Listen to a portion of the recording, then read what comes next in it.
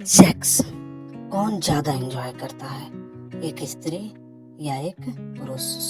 तो आइए जानते हैं। यह एक काफी पुरानी बहस है कि संभोग के वक्त स्त्री और पुरुष में कौन ज्यादा आनंद उठाता है। इस बारे में सबके अलग अलग मत हो सकते हैं। हिंदुओं के प्रसिद्ध धर्म ग्रंथ महाभारत और ग्रीक यूनान के धर्म ग्रंथ में इस प्रश्न का जवाब देती दो कथाएं हैं और आश्चर्यजनक रूप से दोनों पौराणिक कथाओं का निष्कर्ष एक ही है। आज की इस वीडियो में हम आपको एक कथा के बारे में बताएंगे। एक बार युधिष्ठिर अपने पितामह भीष्म के पास गए और बोले, हे तातश्री, क्या आप मेरी एक दुविधा सुलझाएंगे? क्या आप मुझे सच सच बताएंगे कि स्त्री या पुरुष दोनों में से वो कौन है जो संभोग के समय ज्यादा आनंद को प्राप्त करता है? भीष्म बोले, इस संबंध में मैं तुम्हें भंगस्वाना की एक कथा सुनाता हूँ जिसमें तुम्हारे सवाल का जवाब छुपा हुआ है। बहुत समय पहले भंगस्वाना नाम का एक राजा रहता था। वह न्यायप्रिय और बहुत यशस्वी था, लेकिन उसके कोई पुत्र नहीं थे। एक बालक की इच्छा में उस राजा ने एक अनुष्ठान किया जिसका नाम था अग्निष्टोता। क्योंकि उस हवन में केवल अग्नि भगवान का आदर हुआ था, इसलिए देवराज इंद्र काफी क्रोधित हो गए थे। इंद्र अपने गुस्से को निकालने के लिए एक मौका ढूंढने लगे ताकि राजा भंगस्वाना से कोई गलती हो जाए और वह उसे दंड दे सके। पर भंगस्वाना इतना अच्छा राजा था कि इंद्र को कोई मौका नहीं मिल रहा था, जिस कारण से इंद्र का गुस्सा और बढ़ता जा रहा था। एक दिन राजा शिकार पर निकला। इंद्र ने सोचा यही सही समय है और अपने अपमान का बदला लेने का, और इंद्र ने राजा को सम्मोहित कर दिया। राजा भंगस्वाना जंगल में इधर उधर भटकने लगा। अपनी सम्मोहित हालत में वह सब सुध खो बैठा। न उसे दिशाएं समझ आ रही थी और न ही उसे अपने सैनिक दिख रहे थे।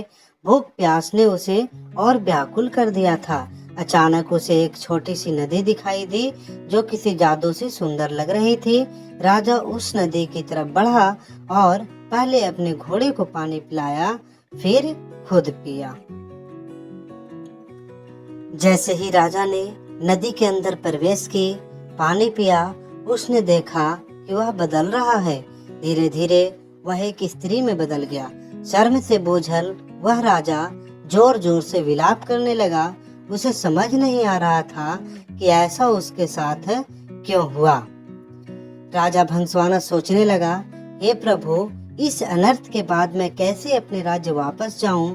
मेरे अग्निष्टोता अनुष्ठान से मेरे 100 पुत्र हुए हैं, उन्हें मैं अब कैसे मिलूंगा? क्या कहूँगा? मेरी रानी महारानी जो मेरी प्रतीक्षा कर रही है, उनसे कैसे मिलूंगा? मेरे पौरुष के साथ साथ मेरा राजपाट सब चला जाएगा।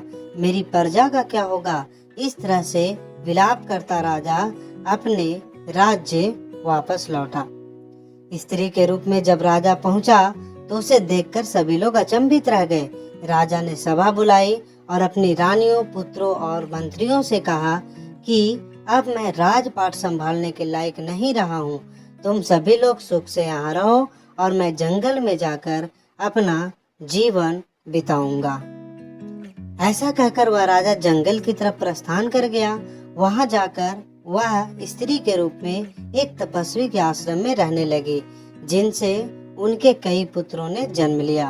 अपने उन पुत्रों को वह पुराने राज्य ले गई और अपने पुराने बच्चों से बोली, तुम मेरे पुत्र हो जब मैं एक पुरुष था, और ये भी मेरे ही पुत्र हैं जब मैं एक स्त्री हूँ। मेरे राज्य को मिलकर भाइयों की तरह संभालो। सभी भाई मिलकर रहने लगे। सबको सुख से जीवन व्यतीत करता देख देवराज इंद्र और ज्यादा क्रोधित हो गए और उनमें बदले की भावना फिर जागने लगी। इंद्र सोचने लगा कि ऐसा लगता है कि राजा का स्त्री में बदलकर मैंने उसके साथ बुरे की जगह अच्छा कर दिया। ऐसा कहकर इंद्र ने एक ब्राह्मण का रूप धरा और पहुंच गया राजा भंसवाना के राज्य में। वहां जाकर उसने सभी राजकुमारों के कान भरने शुरू कर दिए। इंद्र के भड़काने की वजह से सभी भाई आपस में लड़ पड़े और एक दूसरे को मार डाला। जैसे ही भंसवानों को इस बात का पता चला, वह शोकाकुल हो गया। ब्राह्मण के रूप में इंद्र राजा के पास पहुंचा और पूछा कि वह क्यों रो रही है। भंसवाना ने रोते रोते पूरी घटना इंद्र को बताई तो इंद्र ने अपना असली रूप दिखाकर राजा को उसकी गलती के बारे में बताया। इंद्र ने कहा, क्योंकि तुमने सिर्फ अग्नि को पूजा और मेरा अनादर किया, इसलिए मैंने तुम्हारे साथ यह खेल रचा। यह सुनते ही भंसवाना इंद्र के पैरों में गिर गया और अपने अनजाने में किए अपराध के लिए क्षमा मांगी। राजा को ऐसी दयनीय दशा देखकर इंद्र को दया आ गई। इंद्र ने राजा को माफ करते हुए अपने पुत्रों को जीवित करवाने का वरदान दिया। इंद्र बोले, हे स्त्री रूप राजन, अपने बच्चों में से किन्हीं एक को जीवित कर लो। भंसवाना ने इंद्र से कहा, अगर ऐसी ही बात है तो मेरे उन पुत्रों को जीवित कर दो जिन्हें मैंने स्त्री की तरह रहकर पैदा किया है। हैरान होते हुए इंद्र ने इसका कारण पूछा तो राजा ने जवाब दिया,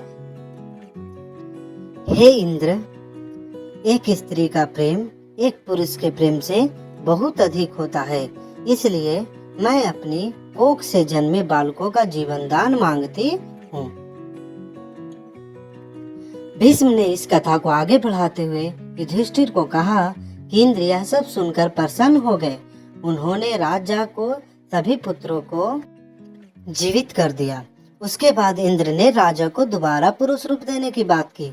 इंद्र बोले, तुमसे खुश होकर हे भंसवाना मैं तुम्हें वापस पुरुष बनाना चाहता हूँ, पर राजा ने साफ मना कर दिया।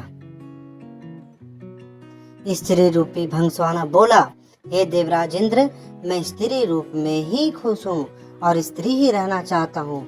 यह सुनकर इंद्र उत्सुक हो गए और पूछ बैठे कि ऐसा क्यों राजन, क्या तुम वापस पुरुष बनकर अपना राजपाट नहीं संभालना चाहते हो?